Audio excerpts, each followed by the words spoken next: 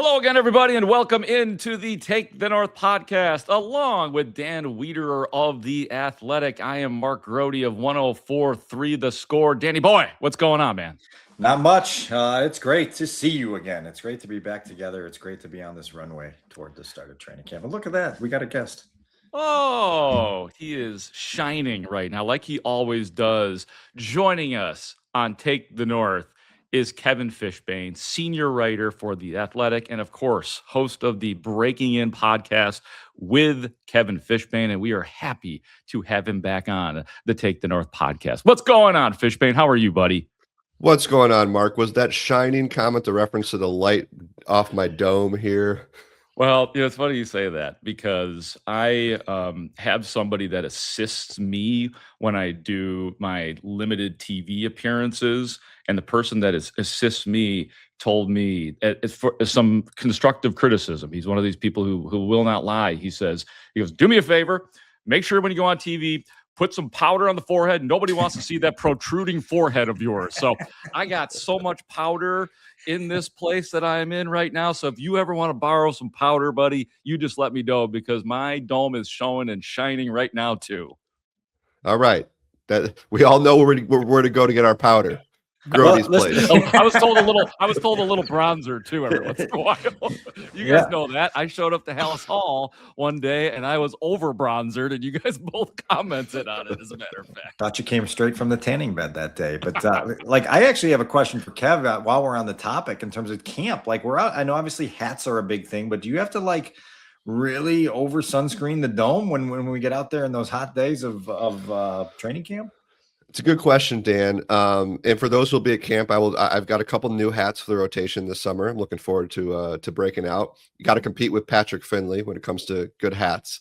I do have to put a little extra sunscreen in the area of the back of the head where there's where the hat doesn't cover it.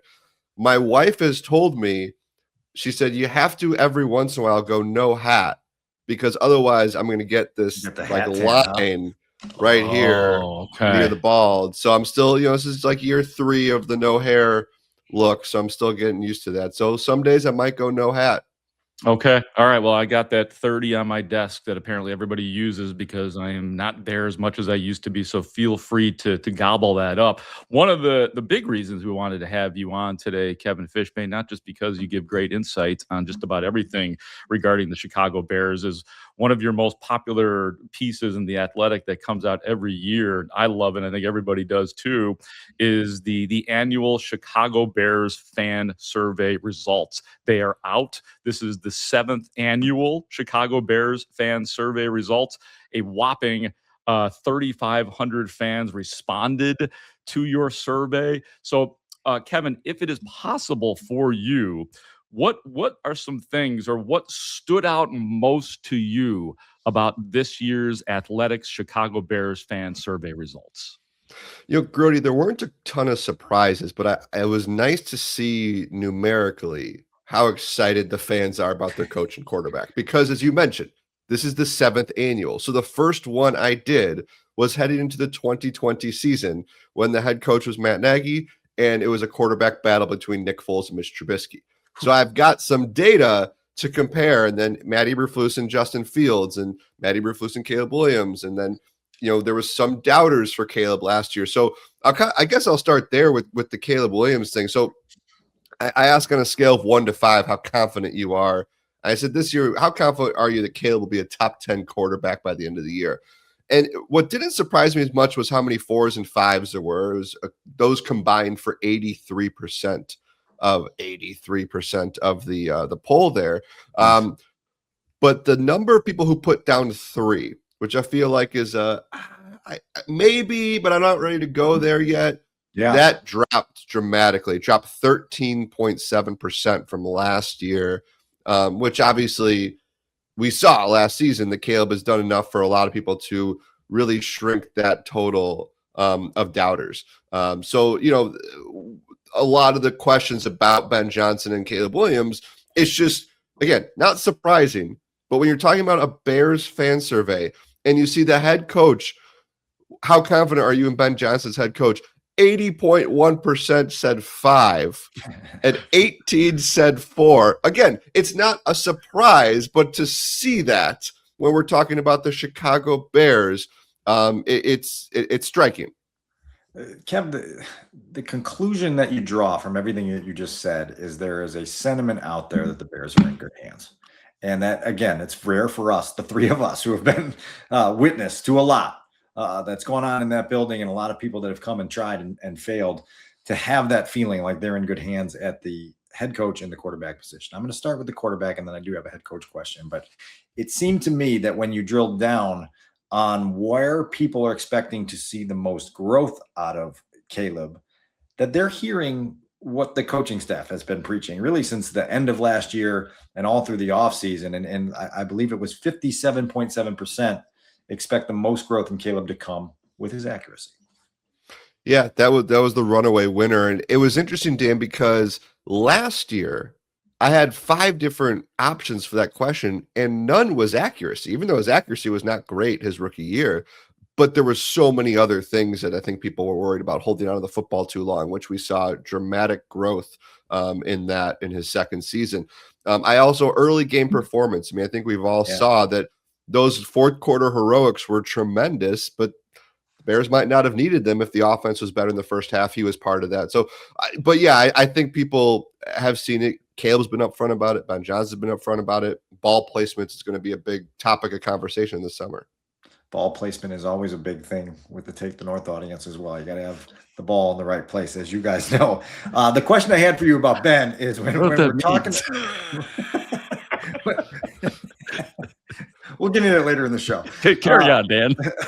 The Ben related question that I have for you is when you asked respondents what impressed them about Ben in his first season. I'm not surprised, but I'm struck by the answer, because almost 2/3 of the people said how players responded to him, 63.8%. I think going into last year, if you were to forecast what the survey would have looked like, it would have been offensive brilliance, acumen for days, the way he strategizes. And yet it feels like going into year 2, the general consensus is that, man, this dude has the locker room, right? And like, that's hard to do even when you are a brilliant strategist. So your takeaway on that sentiment.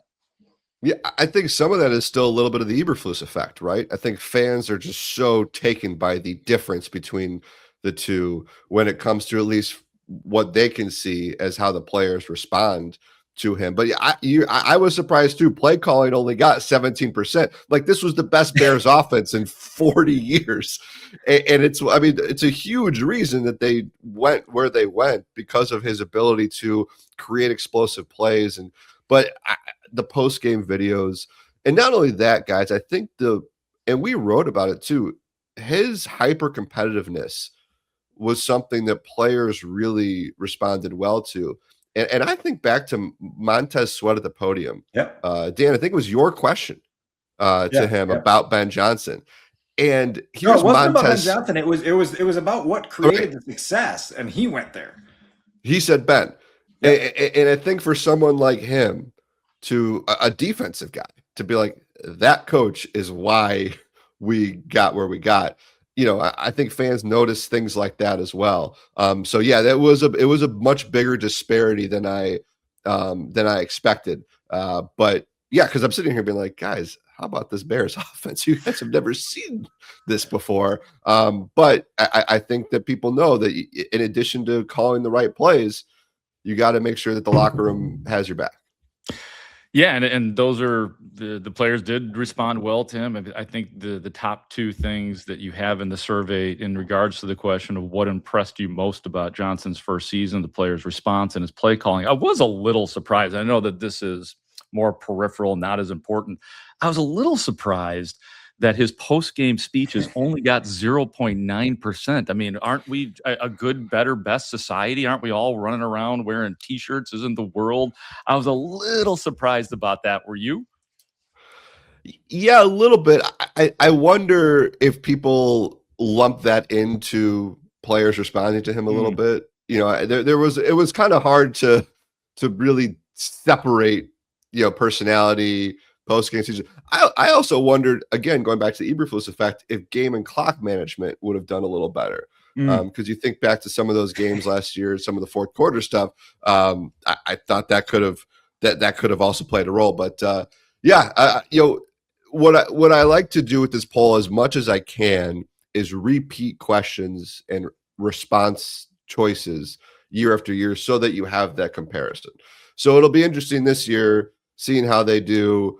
If I have a question like that with Ben Johnson, to kind of see how things change. And who knows, maybe people look, I mean, not to speak things into existence, but if the season doesn't go well or as well as people hope, you can kind of look at that question a little bit differently. But I mean, listen, the city loves Ben Johnson. It's pretty cool thing to see. Hey, one other question on good, better, best. Do you think that they continue to do that this year? Do you think they should continue to do that this year? Because Ben Johnson made this whole big deal about how this is a brand new year and everything that happened last year is irrelevant, new players, everything's new. You think they should still do it or what? That's a great question, Mark. We've talked Yeah, about it it a is. lot. Here's the thing. I don't think you can come up with it's going to be hard for him to come up with something different because, as we know, the good, better, best thing has such personal meaning to him. Yep. Because of his high school and where that came from. So for him to is there a chant that he did at like junior high ball that that sticks with him? Like I think if he gets rid of it, which I would understand if he did, I just think it'd be hard to replace it. And I feel like also if they win and just say, all right, bring it up Bears on 3, some of the players would be like, what about that chant that we did? Especially the new guys. Hey, I was told about this good, better Kobe Bryant. Yeah. Where's this good, better, best thing I've been hearing about? I think it puts Ben in a tricky spot. I have a feeling. I'm curious if somebody asks about it at a press conference, but I'm guessing he won't say anything, and he'll also be like, I'm trying to win a football game." Right. My sentiment on this is that the expiration date is there, but it's not close. You know what I mean? Like, I think eventually there'll be a feel like, okay, we've seen its day, but this team has still kind of got that tailwind from everything that good, better, best brought last year. And so you just let that tailwind blow until the tailwind ain't going to blow no more. Right. Like, and we'll figure out a way to get that going. And so that's going to be, a small subplot, but interesting to see kind of how they handle. It's part of the messaging, right? It is part of how the head coach reached his players and got sort of that energy. I'll tell you one thing that struck me about your survey, Kevin. I would encourage everybody that's listening to this podcast to get to the Athletic, their app, the website, wherever you want to consume it, and check this out because there's some informative things. But you asked folks who would be the most notable departure. Yeah. And I think what initially struck me before even seeing the results was just reading the names and going, ooh, like some big losses when you're talking about Drew Dahlman and DJ Moore and Tremaine Edmonds and Kevin Byard and Jaquan Brisker to a lesser extent. And ultimately, the people that responded to your survey felt like Drew Dahlman was the guy that was going to be the most difficult to replace, 45.3%. DJ was second, and a little bit stunned as a major proponent of Kevin Byard that he was way down at 13.3%. Perhaps that is because of how they filled the safety position with a high-profile free agent and then obviously a first-round draft pick. But what did you take away from that question and then the answers to that question? Totally with you, Dan. I was surprised. I actually got a text from Larry Mayer. Some of you might read his work at chicagobears.com. Larry was shocked that Kevin Byard, he goes, didn't he lead the league in interceptions last year? And he was like such a good guy. Like he portrays himself as such a lovable character too. Yeah. Right. And I usually ignore Larry, but I thought like he had a point here. And I'm with you too, Mark, that fans, I think, loved the way he was a spokesperson for the team. But to your point, Dan, when you replace them the way they did, I kind of get it. I think we all saw fans had a lot of frustration, fair or not, about DJ Moore. Sure. And confusion, right? Of like, how is this guy who put up the numbers he did with Justin Fields not doing it with Caleb Williams? I think the emergence of Luther Burden might have mitigated that loss a little bit, but still like that. I mean, you're going from Rome, DJ, and Luther Burden to Rome, Luther Burden, and Khalif Raymond, which we'll see. We'll see what that looks like, but obviously that's a difference. This city loves centers. Mm-hmm. They love centers.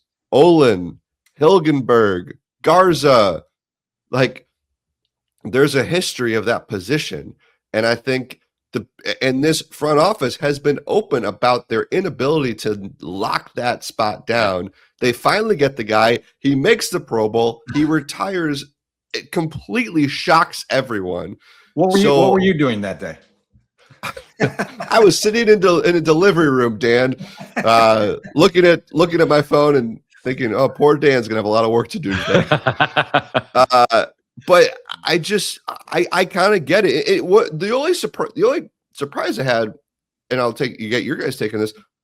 The Bears went and traded for a pretty good center, and then drafted was one in the second round. So like they've done a nice job, I think, to work quickly. But it was interesting to see fans, and I wonder if a lot of his fans are like, "Oh my God, we finally had the guy!" Yeah, and then he just retired out of nowhere. Yeah, you recovered from Lucas Patrick and God bless him, Sam Mustipher and whoever else they were throwing in the Coleman Shelton competition. He turned out to be a nice player as well. But I think that the relativity and the Bears fans certainly appreciate the center position. But I think I'm surprised that there's not more, because Logan Jones is going to get overloved, and maybe he should be overloved. Maybe he will surprise everybody and end up being a starter this year. But it looks like in Garrett Bradbury and Logan Jones, you got two pretty good products at least. Yeah, as I said, they've got the options there. I think it's just fan. I think it's how Drew Dahlman exited so much more so almost than him. That made a difference there. But you're right, Dan, to your point too. I mean, you look at that list: Byard, Brisker, Edmonds. Those are some big names. Those are some vocal leaders for this team that the Bears are working to replace. In the category of not surprising, that is which position concerns you most. It's defensive end at 51.2%. The thing I like about looking at this, because it doesn't get old to me, to see that the concern about the quarterback is 1%. the wide receiver in Chicago, 0.7%. So that's nice. But the defensive end and then defensive tackle at 31.8%. And also, Dan and I are old enough that we covered this team when safety every year was a problem. Yeah. And that is all the way down to 0.7% or 0.6%. What is alarming is not surprising, obviously, but I wrote there, that's a third time in 4 years that position has won this poll, which that's the entire time Ryan Poles has been GM. They've tried a lot of different things, and it just hasn't all come together. And I think we all experienced how frustrated fans were that they didn't do more at that position in the offseason. So, look, we'll see, right? If Austin Booker takes off, if Dio Dengbo rebounds, if Shamar Turner comes back and is impactful, like if Montez Sweat plays it, is a pro, like all those different things is what the team seems to be banking on. And we'll see if it moves down out of first place for next year. But it was overwhelming. And the fact that defensive tackle was, the defensive line itself, right, was 83% of the poll for biggest concern. That's tough. Stance and get off. That's what the Bears did this offseason. They acquired Stance and get off, and that's what's going to be their propeller. And no more installation. Screw installation. It's all about the fundamentals. Or just stancing and getting off. So you asked some questions about the top of the line leadership and the letter grades that people would give to George McCaskey and Kevin Warren. I'm struck. Obviously, the stadium saga is an undercurrent of all of this, but I was struck at how much differently the favorability of George played out than the favorability of Kevin, in a question where you would figure that they would be kind of in lockstep with, right? Like you give Ben a ton of credit for what happened on the football field, and then you kind of look higher up the food chain for what's happening around the football team. What was your I guess takeaway from how people responded to the performances of George and Kevin? Yeah, so as long as I've been doing the report cards for the front office, these guys generally don't do that well. And if you look at the success of the team and lack thereof, you get it. Last year, I think that fans gave George and Kevin a lot of credit for hiring Ben Johnson. And so their report cards are pretty good. But while George is not as bad, his F, the number of people who gave him an F doubled, and his A and B totals decreased. I just think that Kevin Warren is the face of the stadium situation for fans. That is abundantly apparent, and I think there's a sentiment that George is kind of like, he is in charge, but this is Kevin Warren's show. And I think that fans are pinning a lot of this on him. And then if you think back, I mean, shoot, you guys had a bunch of people on the score, Grote, politicians who talked about Kevin Warren's inability to navigate Springfield to their liking. That should continue to put more of the onus on him. But to see this number, 38.8% gave Kevin Warren an F. I mean, that last year was 5.9, I believe. So, and the stadium wasn't built last, wasn't, but and here's the other thing, guys, to throw in there, if I can editorialize a bit, those open letters that I think really rankle fans and might rankle media members who have to write about it, is that those are signed by Kevin Warren.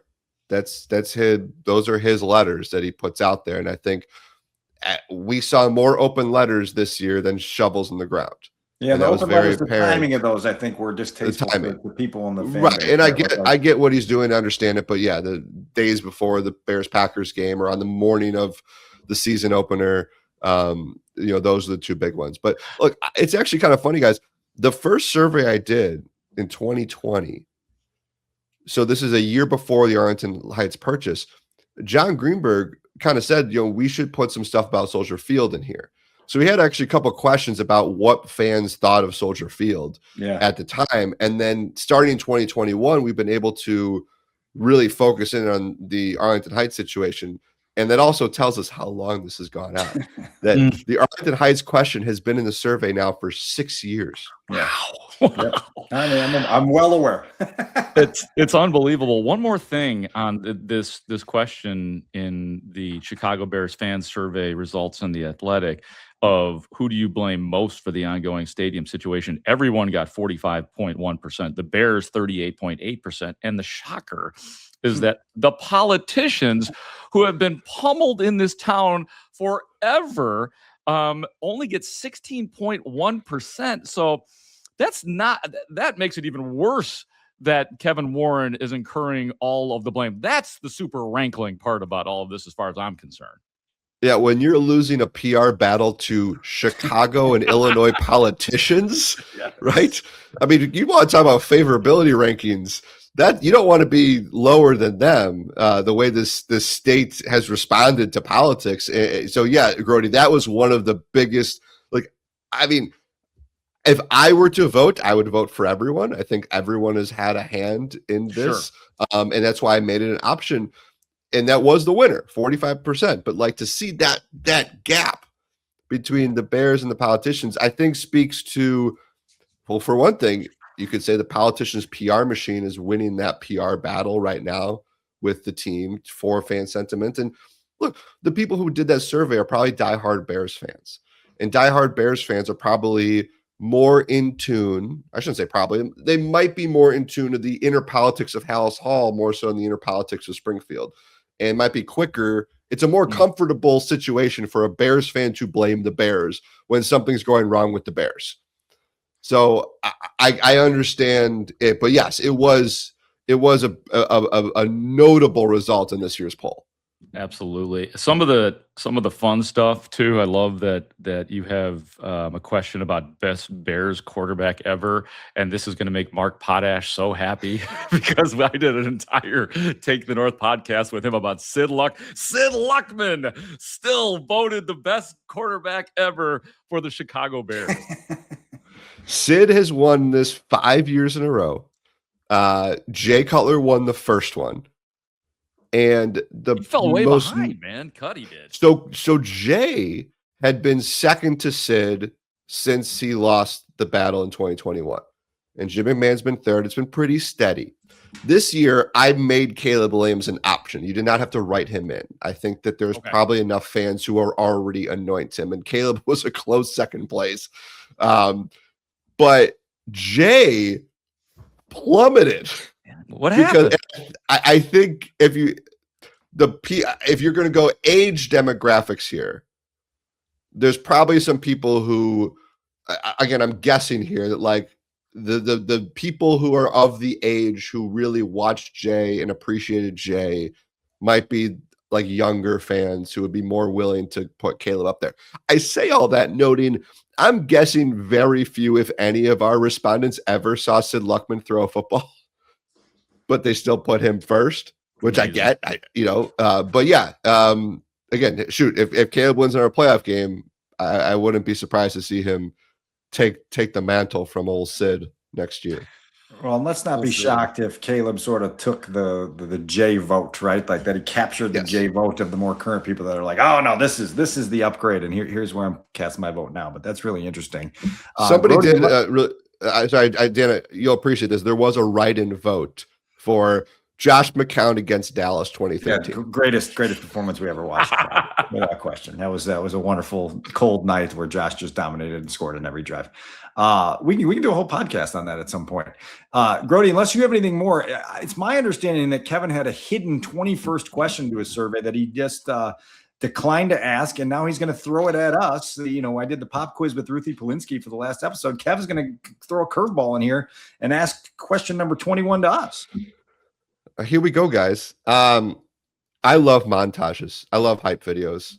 I'm a big fan. I think back to the old like the White Sox montages they play at Old Comiskey with Thunderstruck, you know, as they take the field. Hell yeah. Yeah. Like I'm a sucker for montages. The Bears put together a pretty good hype video on the Jumbotron before they take the field. I'm thinking of all the great moments from last year. What is going to be the last play they show before they run onto the field? So they're going to show all these highlights from last year, and there's an abundance of them, right? But here's the tricky thing, because I think probably the greatest single play moment of last year was the overtime touchdown to DJ Moore. But DJ's not on the team anymore. Right. Oh, right. So I'm going to show. So you've got the overtime touchdown to DJ. I would say the second, and someone calls the first greatest moment, was the touchdown to Cole Kmet. Yeah. But as Cole reminds us, they lost the game. Yeah. Correct. So and then you've got the touchdown to Jade Walker, but that's still, you needed to do more to win the game. I think the game winner to Colston Loveland against Cincinnati is an interesting option. I jotted that one down. Yeah. In the rows, so you don't get the image of the fans, and it wasn't a buzzer beater. So if you were the Bears video team, what would be the final play that you would have to send the team on the field from last season? Deshaun Wright forced fumble on the tush push. I'm just kidding.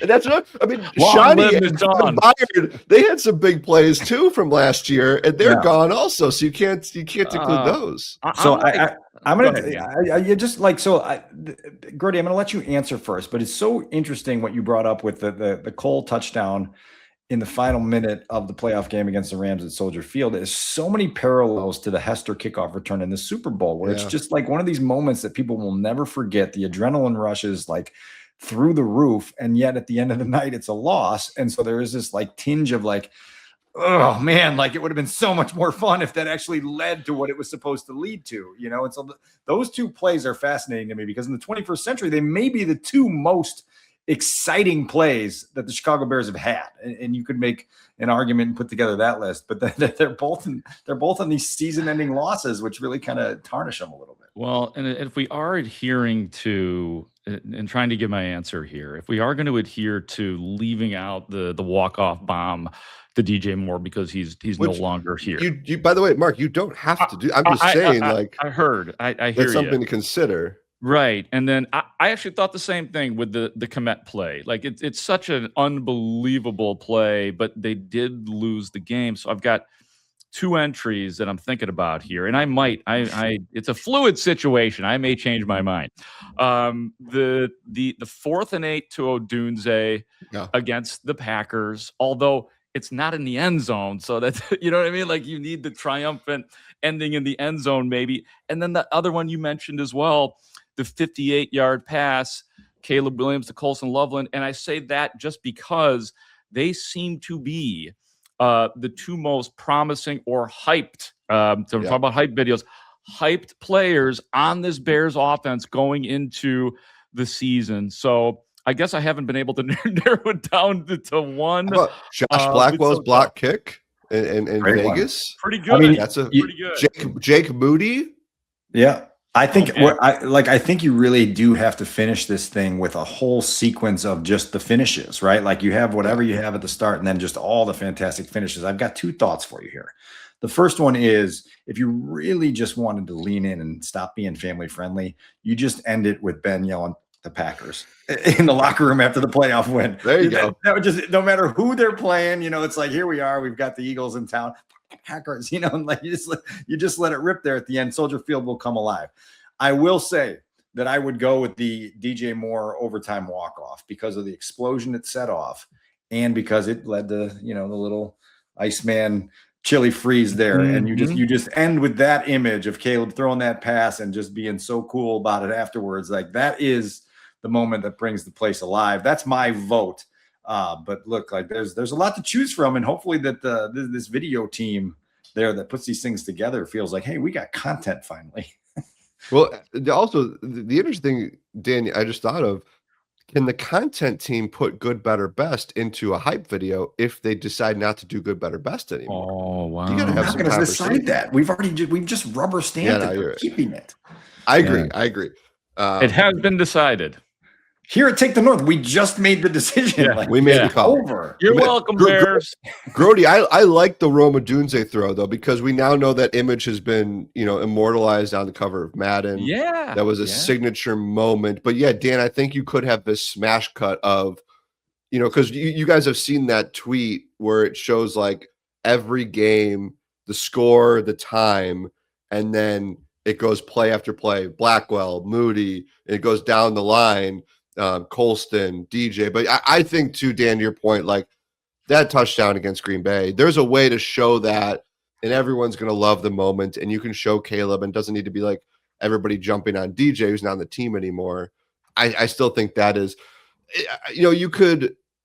The other thing was the end of that Packers playoff game. It was just a fourth down, right? It was like a fourth down incomplete pass? Was it a Hail Mary or was it? I don't even recall. Shoot. All three of us are there. None of us remember. Yeah. Like what was the game? I mean, what was the game winning? Well, the DJ got the game winning touchdown in that game too, didn't he? Yeah, it was the little, they baited him up with the fake to Luther, and then DJ ran wide open up the left sideline. Right. So that was the game, moment, right? Like that's got to be in there too, because that's, you're coming back from the onside kick from 3 weeks earlier. You can throw that in there, whatever you need to do. Yeah. You got a lot to work with. It could just be Ben taking his shirt off. It's got to be in there, right? Like, that's what I mean. Like, how about, here's one, the Cole Kmet touchdown in Philadelphia.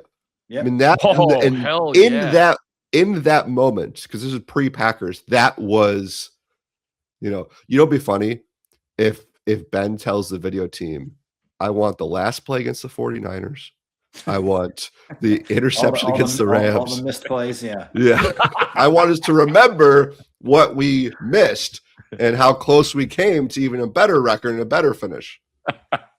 Maybe those would be the plays we see on the TVs in Hallis Hall. I was gonna say, you run those in the meeting room. You run the other stuff on the video board. By the way, just before we get off the topic of montages, the baseball season is over. The travel baseball season is over. I'm currently putting together a photo montage for this year's 13 Red Patriots team. Wow. We've got Shabuzi's Good News as the soundtrack. And Kevin, I bring this up because one of the games we talked about on this podcast that you attended, but then pulled the Brandon Johnson move and decided to beat traffic and leave early was the game where we scored 7 runs in the last inning, including a grand slam to go ahead.